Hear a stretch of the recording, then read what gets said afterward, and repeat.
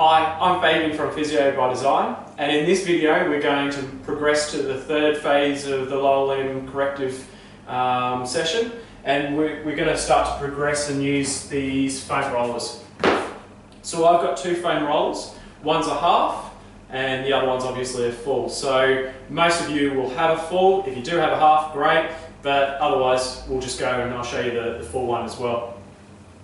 Starting off with the half is a lot easier obviously. So you started off with the flat part on the ground.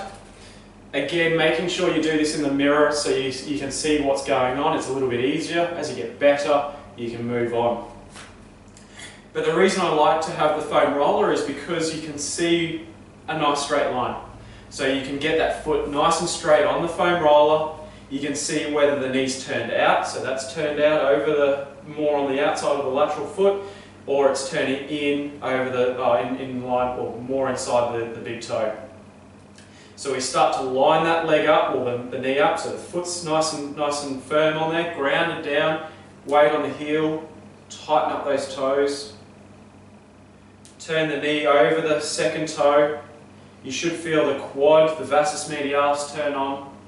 You'll feel the glute turn on. And then we can just start to stand up nice and tall.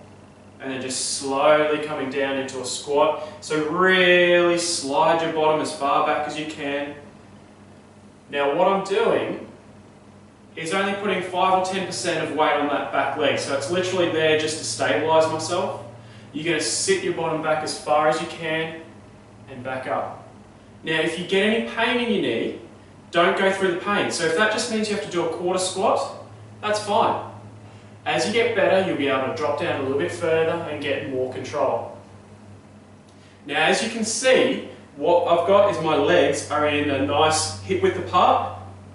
Okay, so they're not coming across each other. You also note, or hopefully you can see with that back knee as well, it's not dropping in. It's staying in a nice straight position, and I'm dropping down evenly. You're going to have more weight on that left leg, obviously, or the leg that you're working on.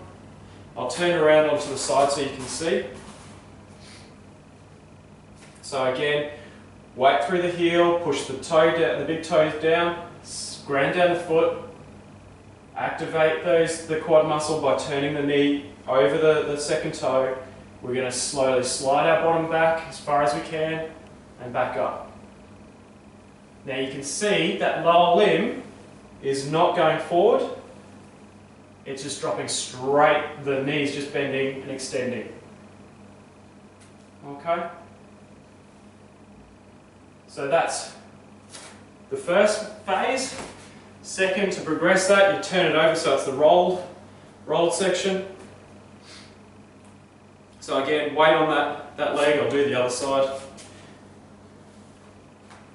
So put that foot nice and straight on the foam roller, weight on the heel, tighten up those feet, knee over the second toe and then going down.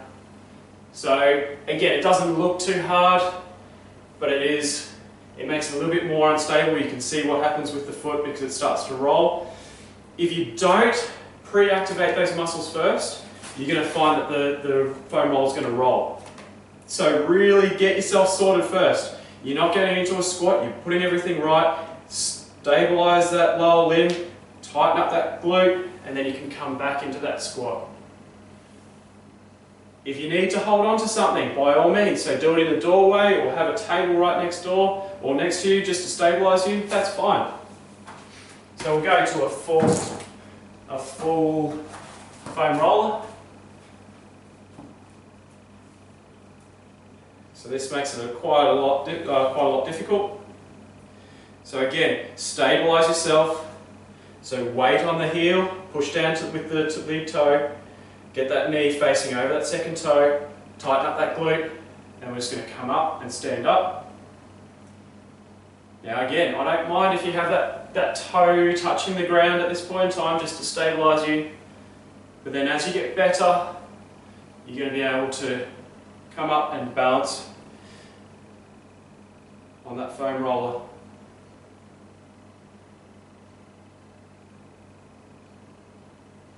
Good. And back down.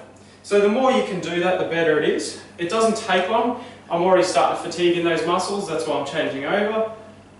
So again, if you spend a couple minutes just doing this, practicing, you're going to get those muscles activated.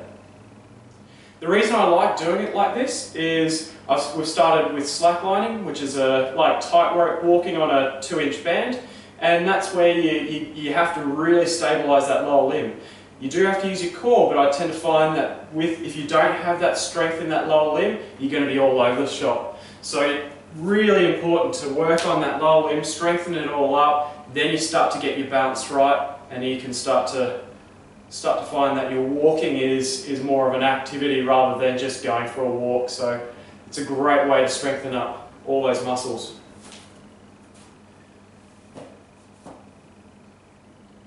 Alright, if you have any questions, please don't hesitate to contact me. But otherwise, keep on going through. Remember, high frequency, low duration, multiple times a day. If you can do that 5, 10, 15 times a day, you're going to find that the carryover is going to be much greater and much quicker. Good work.